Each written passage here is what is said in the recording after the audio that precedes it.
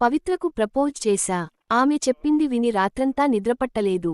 నటుడు నరేష్, పవిత్ర లోకేష్ దంపతులు ఇటీవల మళ్లీ పెళ్లి సినిమాతో ప్రేక్షకులను పలకరించారు. వారి వ్యక్తిగత జీవితంపై సాగిన అనేక చర్చలు, వివాదాల నడుమ వారు తమ ప్రయాణాన్ని ధైర్యంగా కొనసాగించిన తీరును ఓ ఇంటర్వ్యూలో పంచుకున్నారు. తమ సంబంధంపై వస్తున్న కామెంట్లు, బ్రేకింగ్ న్యూస్లపై స్పందిస్తూ తాము ఎవరికీ సమాధానం చెప్పాల్సిన అవసరం లేదని నరేష్ స్పష్టం చేశారు. వారి జీవితాలు, నిర్ణయాలు వారి సొంతమని, సమాజం వారి గురించి ఏమనుకున్నా తమకు అనవసరమని పేర్కొన్నారు.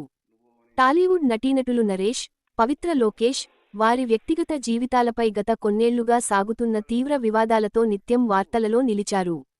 ప్రస్తుతం ఇద్దరు వరుస సినిమాలతో బిజీగా ఉన్నారు.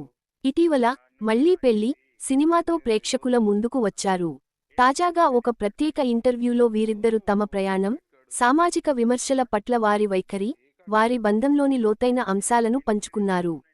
ఇన్ని వివాదాల మధ్య ఒకరికొకరు దగ్గరవడం, జీవితాన్ని పంచుకోవడం ఎలా సాధ్యమైందని అడిగినప్పుడు నరేష్ స్పందిస్తూ, ఇద్దరు కలిసి ఉండాలంటే పెళ్లి ముందు కాకపోయినా తరువాత అయినా చెడగొట్టడానికి చాలామంది ఉంటారు.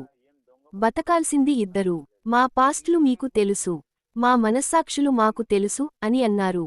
తమది ఒక ఇంటింటి రామాయణంగా అభివర్ణించిన ఆయన, చాలామంది తమ జీవితాన్ని లోపలే పడి బాధపడుతున్నారని, కానీ తాము అలా కాకుండా దేవుడు ఇచ్చిన ఒక్క జీవితాన్ని నిజాయితీగా సంతోషంగా గడపాలని నిర్ణయించుకున్నామని చెప్పారు. కృష్ణ, విజయనిర్మల వంటి పెద్దల రక్తం తనలో ఉందని గుర్తు చేస్తూ, జీవితంలో మిగిలిన ఈ కొద్ది కాలాన్ని ఒక అద్భుతమైన తోడుతో ఆనందంగా గడపడానికి సమాజానికి భయపడాల్సిన అవసరం లేదని నరేష్ గట్టిగా చెప్పారు. మా కుటుంబం, మా శ్రేయోభిలాషులు, మమ్మల్ని ప్రేమించేవాళ్లకు మాత్రమే మేము సమాధానం చెప్పాలి.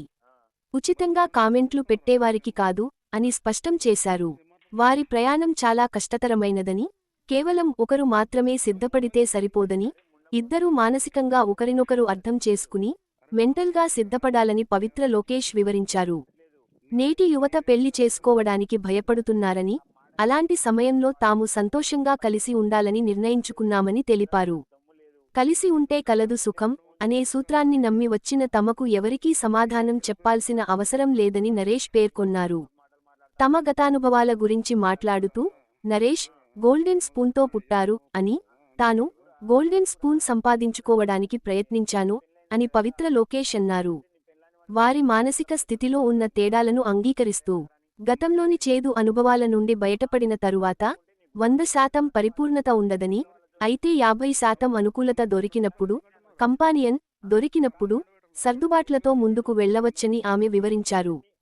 కొన్నిసార్లు ఆయన, కొన్నిసార్లు నేను సర్దుకుపోతూ ఉంటాం, కానీ కలిసి ఉండాలనే దృఢ సంకల్పం మా ఇద్దరిలో ఉంది అని పవిత్ర లోకేష్ చెప్పారు.